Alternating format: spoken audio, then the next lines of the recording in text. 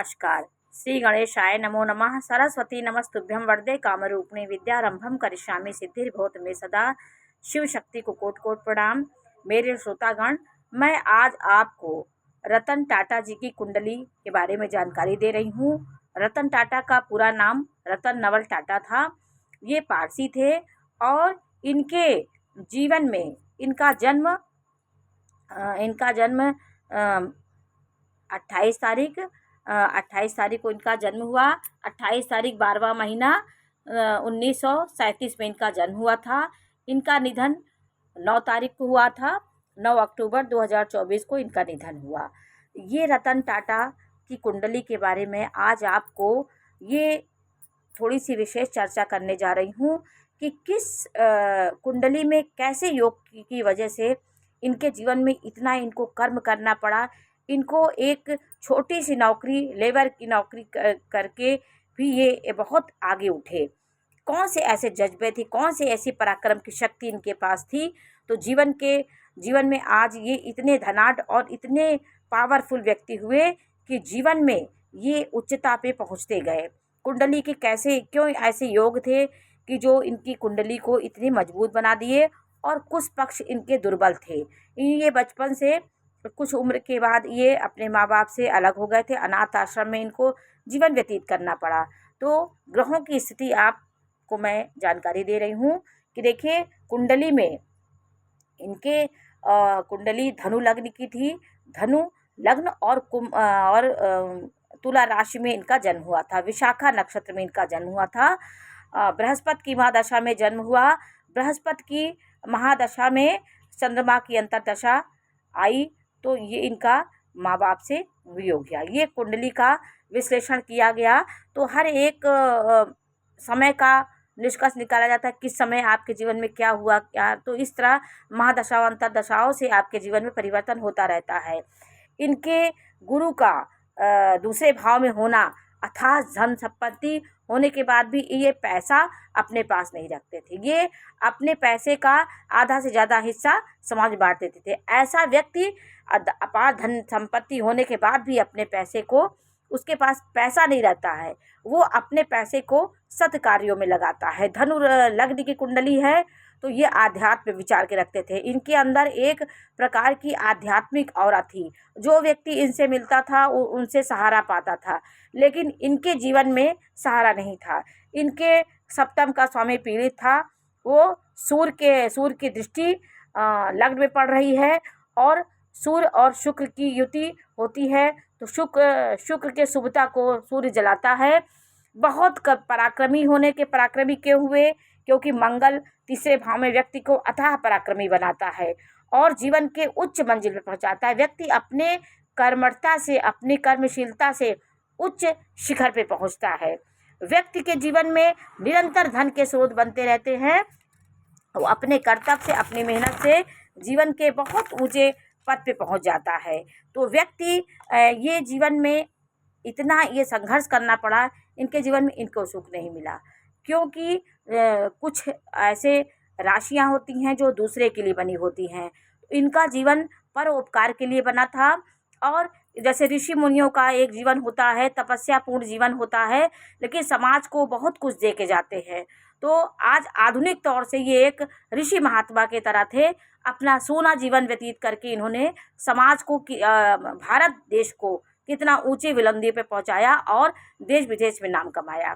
टाटा छोटी सी टाटा कंपनी से शुरू करके, टाटा नमक से शुरू करके वो एरोप्लेन, इतने बड़े बड़े होटल, ताज जीवित उनके थे। तो अरबों खरबों की संपत्ति के मालिक रतन टाटा जी की कुंडली में आज मैं देखिए, कुंडली में बुध और शुक्र ये आप कहीं भी ये केंद्र में बैठे हों तो लक्ष्मी आपके आगे पीछे नाचती हैं, बस वो समय पे आपको मिलती हैं। तो लक्ष्मी, बुध और शुक्र का एक लक्ष्मी योग था। बुध को नारायण बोलते हैं, शुक्र को लक्ष्मी बोलते हैं। दोनों का एक योग होता है, आपको ये लक्ष्मीवान बनाता है। कभी न कभी आपके जज्बे से, आपके कर्म से कुंडलियाँ पूर्व निर्धारित होती हैं।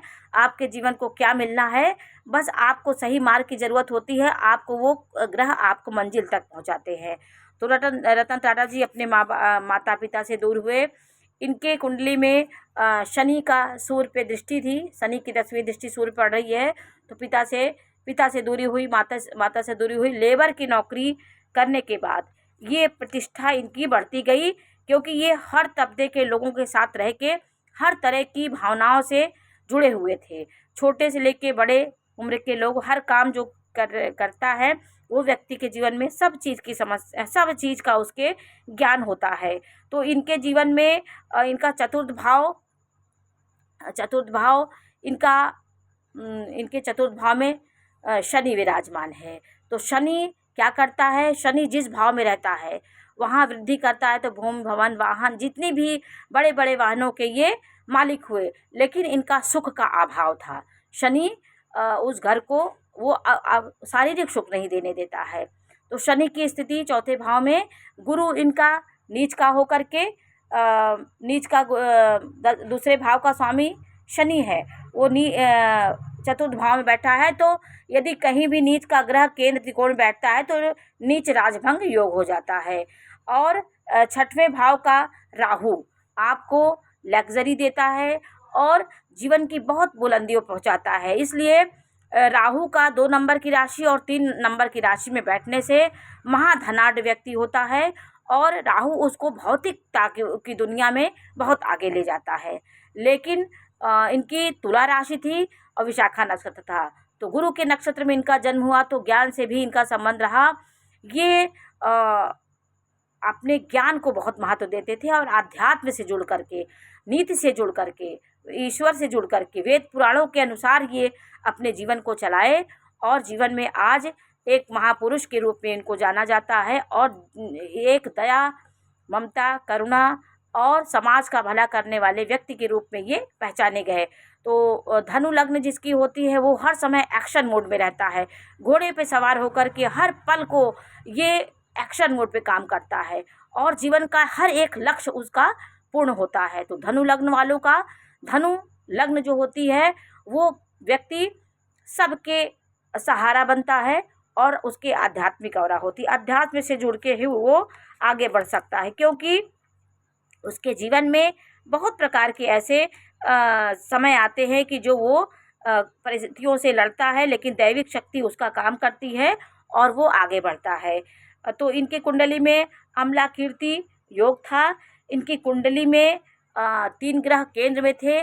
जो ग्रह जैसे 6वें का स्वामी 10वें का स्वामी लग्न में बैठा है, तो ये कर्म प्रधान है, ये व्यापारिक दुनिया में बहुत नाम का है। बुद्ध का स्वामी केंद्र त्रिकोण का मालिक होकर के, देखिए ये केंद्र हो गया, ये त्रिकोण और केंद्र दोनों का स्वामित्व प्राप्त करता है प्रथम भाव।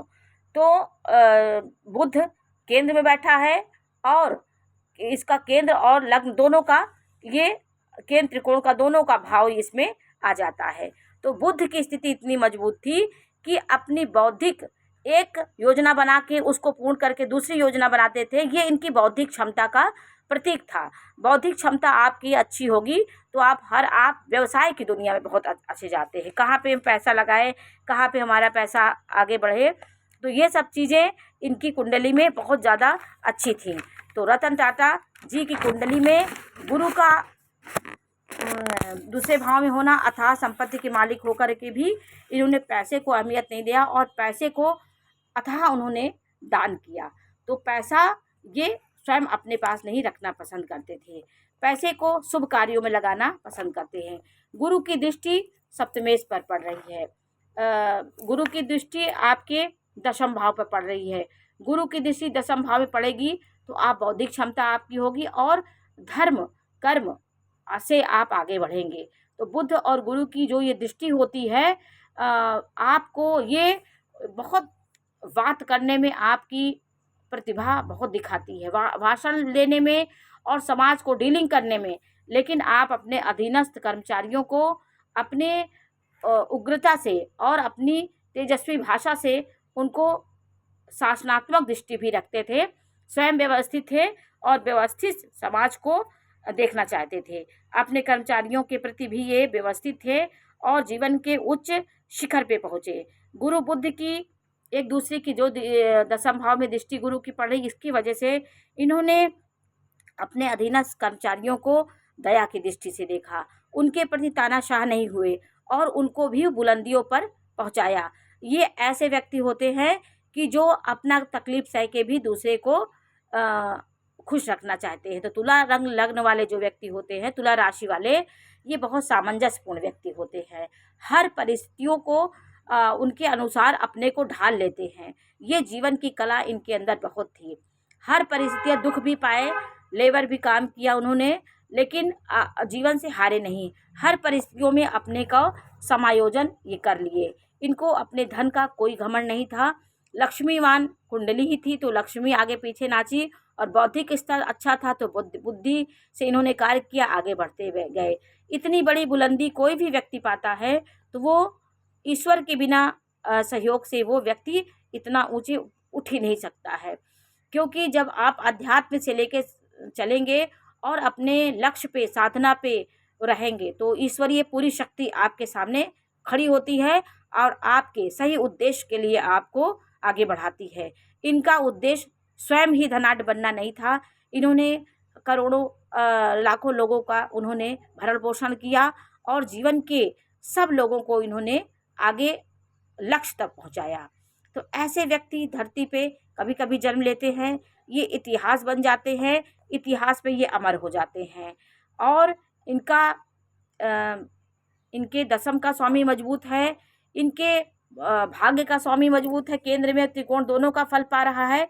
भाग्येश इनका सूर्य है, वो भी देखिए लग्न में बैठा है, और इनका शुक्र मजबूत है, लाभ भाव का स्वामी केंद्र में बैठा है। देखिए भाग्य का स्वामी केंद्र में बैठना, केंद्र त्रिकोण दोनों का फल ये देता है, और लाभ का स्वामी भी यहाँ बैठा हुआ है। और आपके बुध दशम का स्वामी, जो ग्रह भाग्यशाली होते हैं वो इनके लग्न में बैठे हैं। इनका लाभेश लग्न में बैठा है, इनका भाग्येश भी लग्न में बैठा है, इनका दशमेश लग्न में बैठा है। तो दोनों बली भाव इनके लग्न में बैठे हैं। ये भाव जब बनते हैं तो ये लग्न से, अपनी मेहनत से, अपने ज्ञान से, अपनी आध्यात्मिक शक्ति से, अपनी साधना से इन्होंने स्वयं के से इतना इन्होंने नाम कमाया। इनके पीछे किसी का हाथ नहीं था, ये स्वयं की मेहनत से बने और ईश्वर शक्ति से आज ये यहाँ तक पहुँचे। तो भाग्य इनका प्रबल था, स्वयं के मेहनत से, स्वयं के भाग्य इनका बहुत प्रबल था। धनु राशि में सूर्य था, और बुध की स्थिति दशमेश भी लग्न में बैठा है, लाभेश भी लग्न में। तो तीनों ग्रह की युति इनको महाधनाढ्य बनाई और जीवन में उच्च शिखर पे पहुंचाई। लेकिन अथाह मेहनत इन्होंने अपने जीवन में किया। ये मंगल का तृतीय भाव में होने से ये महापराक्रमी बने। सुख ये इन्होंने ये जीवन में नहीं पाए। ये इनकी कुंडली एक अलग तरह की कुंडली थी कि इन्होंने विवाह ना करके भी आध्यात्मिक शक्तियों से और लोगों का परोपकार करके इतने ऊंचे उठे। इनके जीवन में चंद्रमा गुरु का एक दूसरे का चंद्रमा गुरु एक दूसरे को देख रहे हैं। तो चंद्रमा गुरु 10वें भाव में है। तो आपके जब यहाँ पे हम 7 लिखे, 7, 8, 9, 10, यहाँ पे 7 नंबर आएगा। मैंने अगर चंद्र लग्न को यहाँ पे लिखा तो अगर मैं चंद्र लग्न की कुंडली बनाऊंगी तो गुरु भी केंद्र में हो जाएगा। तो केंद्र में गुरु होने से गुरु चंद्रमा की दोनों की एक दूसरे की दृष्टि गज केसरी योग बना रही है, लक्ष्मीवान योग बना रही है। 3 ग्रहों की बली स्थिति, भाग्येश की बली स्थिति, लाभेश की और इनके दशमेश की, ये केंद्र त्रिकोण में बैठ करके महाबली योग बन जाते हैं। ऐसा जातक हर जगह लाभ कमाता है, हर जगह लाभ की स्थिति होती है। ये शुक्र का लग्न में होने से ये अध्यात्म जुड़कर भी एक ग्रेट पर्सनालिटी थे। सुंदर आकर्षण व्यक्तित्व और सबको सम्मोहन करने की कला इनके अंदर थी। हर समाज में ये अपने को डाल लेते थे। रतन टाटा जी की वाणी में एक प्रकार का ओज था, अध्यात्म था और जीवन में बहुत ऊंचे पद पे पहुँचे। इनके कुंडली में अम्ल कीर्ति योग था और जीवन के कुछ ऐसी कुंडलियाँ ईश्वर प्रदत्त होती हैं। चंद्रमा गुरु का एक दूसरे का जो इसमें चंद्र लग्न से चंद्रमा गुरु केंद्र में होना, ये भी एक बहुत बड़ा योग था। ऐसे कई योग इनकी कुंडली में बने जो इनको महापराक्रमी बनाए और जीवन के उच्च उस शिखर पे पहुँचाए। लेकिन इनका एक चीज़ को इन्होंने त्यागा। तो जीवन में एक चीज़ का त्याग करके आप इतनी मंजिल पहुँचे। हर इंसान को कहा जाता है कि आपकी सफलता के पीछे आपकी पत्नी का हाथ होता है, किसी का हाथ होता है। लेकिन कोई ऐसे व्यक्ति होते हैं जैसे ऋषि मुनि, उनकी कुंडली में उनकी आध्यात्म शक्तियाँ उनका साथ देती हैं, क्योंकि उनका हर एक उद्देश्य मानव कल्याण के लिए होता है। इसलिए भगवान ऐसे लोगों को स्वयं अपने साथ उनकी शक्तियों को पावरफुल बनाते हैं कि आज वो इतने मंजिल पे पहुँचे। तो रतन टाटा जी का जन्म 9 अक्टूबर को हुआ, आप लोग जानते हैं। 28 दिसंबर को उनका जन्म हुआ था। 28 दिसंबर 1937 में उनका जन्म हुआ था और 9 अक्टूबर 2024 में उनका निधन हुआ। तो ऐसे व्यक्ति कभी कभी जन्म लेते हैं धरती पे, और ये गुरु की ग्रहों की उच्चता, ग्रहों का ऐसा योग व्यक्ति को धनाढ़, धन कुबेर बनाता है। तो आज मैंने आपको रतन टाटा जी की कुंडली के बारे में थोड़ी सी जानकारी थी। ये जानकारी आपको कैसी लगी हमें अवश्य बताइए। चैनल को लाइक करिए, सब्सक्राइब करिए। मैं इसी प्रकार की जानकारी देती रहूँगी। नमस्कार।